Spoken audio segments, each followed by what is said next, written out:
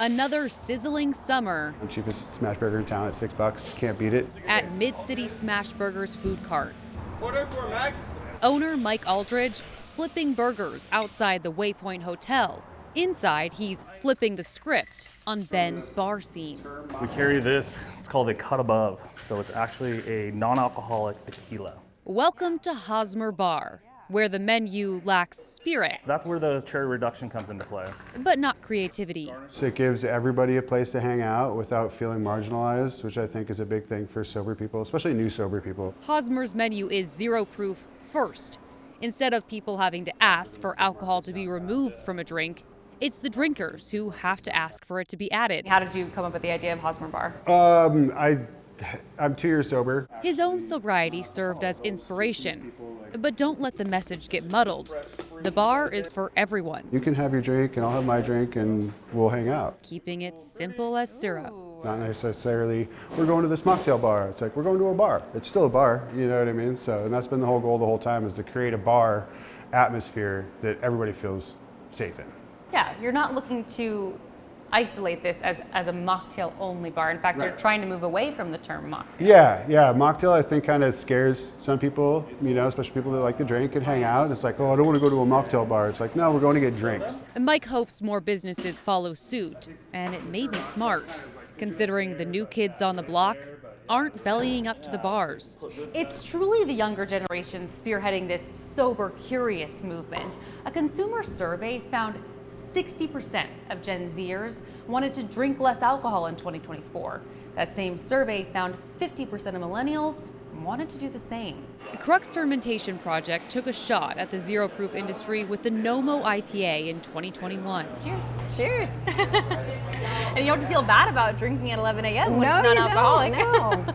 The IPA is now called River Refresher, as the Nomo line expanded, first with a hazy, and now We've really seen just over the last year in particular, just this explosion.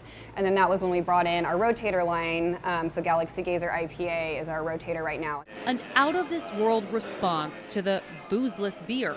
Nomo is our top seller in grocery sales.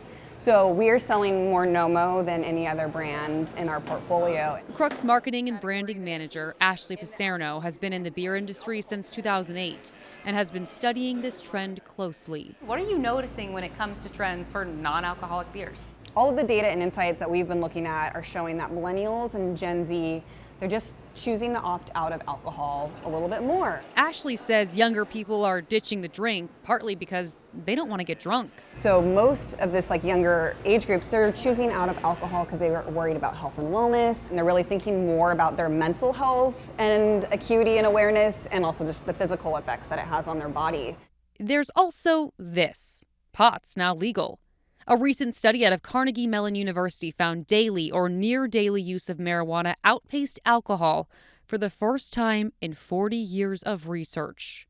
A 2020 JAMA Pediatrics study shows a growing number of college students are avoiding alcohol.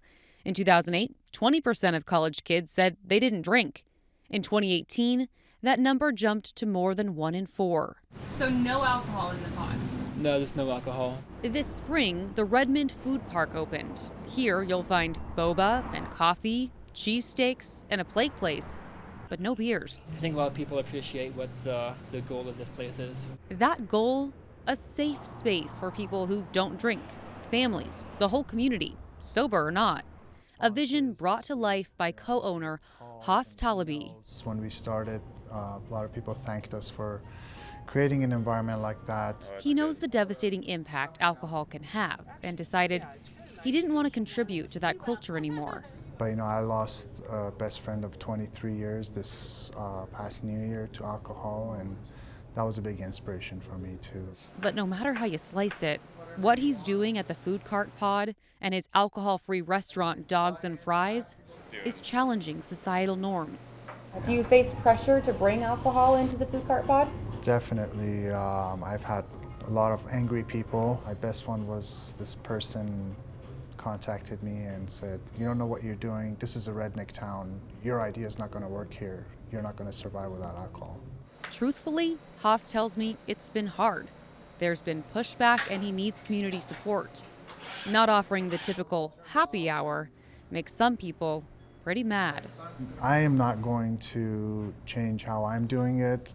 But he remains steadfast, looking at the glass half full, as it's clear there is demand. You know, for us, Nomo just feels like the right thing. At Crux, their non-alcoholic option, Nomo, overtook the classic Crux Pils as their #1 beer just months after it was launched. Nomo is still growing for us. It's still doing well. It's risky business, We do it all from scratch. being on the front end of a trend. Congratulations on 2 years sober, by the way. Appreciate it. But Mike and the rest, from the top shelf down, are ready to smash some expectations.